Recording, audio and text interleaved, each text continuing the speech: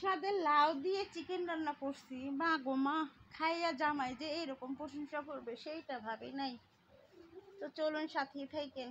এখানে একটা লাউ নিছি, মাশাল্লাহ লাউটা সেই রকমের ছিল, কাইটা ধুইয়া নিয়ে নিছি। রান্নাঘরে চলে যাচ্ছি। চিকেনগুলোকে ছোট সাইজ করে কেটে নিছি, আর এই যে পরিচিত মশলায় হলুদ গুঁড়ো, মরিচ গুঁড়ো আর লবণ দিয়ে মেখে নিছি। যারা আপুরা একটু নাক সিটকানি দেন না, যে এই মুরগি খাই না, বাপু গো তাদেরকে বলছি এইভাবে একদিন রান্না করেন গো, নাক আর ছিটাইবেন না। আর অনেক বড় বড় হোটেলেই তো এই ধরনের মুরগি রান্না করে, মানে অনেক লোকজনই তো খায়।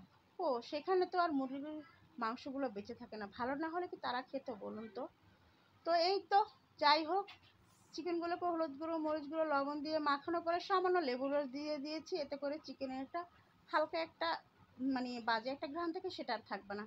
এই তো ভেজে নিয়েছি, আর তেলের পরিমাণটা কিন্তু বেশি দিয়েছিলাম। সেই তেলেই এখন আমি পেঁয়াজ বাটা আর হলো গিয়ে ধনিয়া আর জিরা বাটা দিয়ে দিয়েছি, দিয়ে এখন ভালো করে কষায় নিতেছি। আর এই যে আদা রসুন বাটা আমি দিয়ে দিচ্ছি, দিয়ে এখন এগুলোকে ভালো করে একটু ভাজা ভাজা করে নিব, ঠিক আছে। আর হলো গিয়ে চিকেন রান্নাটা আমি প্রথমবার লাউ দিয়ে রান্না করছি, বাট এত ভালো হয়েছে, আপনার ভাইয়া খেয়ে ভীষণ প্রশংসা করছে। ও তো এমনিতেই তরকারি খেতে চায় না, কিন্তু এই প্রথমবার ও লাউয়ের এই চিকেন রান্নাটা ওর কাছে নাকি অনেক অনেক মজা হয়েছে। এই তো কষায় সামান্য পানি দিয়ে নিলাম, তারপরে লবণ দিয়ে দিচ্ছি, বাকি মশলাগুলো দিয়ে দিচ্ছি, তেজপাতা দিয়ে দিলাম, গরম মশলা, লং, এলাচ এগুলো একটু ভেঙে ভেঙে দিয়েছি। আর এই যে পরিচিত মশলা, মরিচ গুঁড়ো দিয়ে দিলাম, ঝালটা যে যেমন খাবেন আর কি সেই অনুযায়ী দিয়ে নেবেন। এরপরে হলুদ গুঁড়ো দিয়ে দিলাম 1.5 চামচের মতো। এখন কাজ হচ্ছে শুধু কষানো। আমি সবসময় একটা কথাই বলি, মশলা যত ভালো করে কষাবেন রান্নার স্বাদ তত ভালো হবে, খুব সুন্দর একটা ফ্লেভার আসবে। আর এই যে আরেকটা কথা, পানি দিয়ে দিলাম, না হয় লালচে মানে লালচে না সরি কালচে হয়ে যাবে মশলার কালারটা। ভালো করে কষিয়ে নিতেছি যাতে করে মশলার কালারটা খুব ভালো আসে, আর হলো রান্নার ঘ্রাণটাও খুব ভালো আসে। রান্না যদি ভালো করে কষিয়ে নেন তাহলে রান্না করবেন এবারই, আর ঘ্রাণ যাবে আর একবারই, ঠিক আছে আপুরা। এই তো কেটে নিয়েছিলাম সেই লাউগুলো গোল গোল করে একটু আলুর মতো করে কেটে নিয়েছি।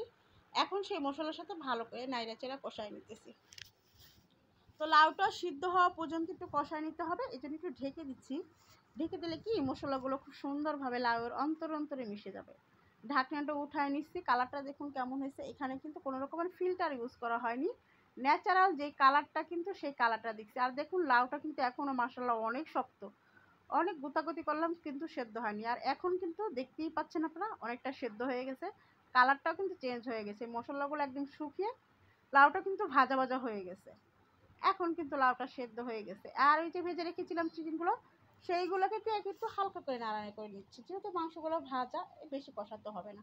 এখন পানি দিয়ে নিচ্ছি। বাপুরে, লাউ দিয়ে যে চিকেন রান্না এত স্বাদ হয় এই প্রথমবার দেখলাম।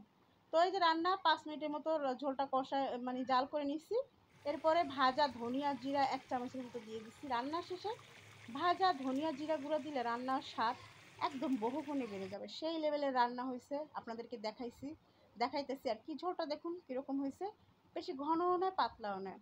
তো এখন আমি খাবো, বিদায় নিচ্ছি।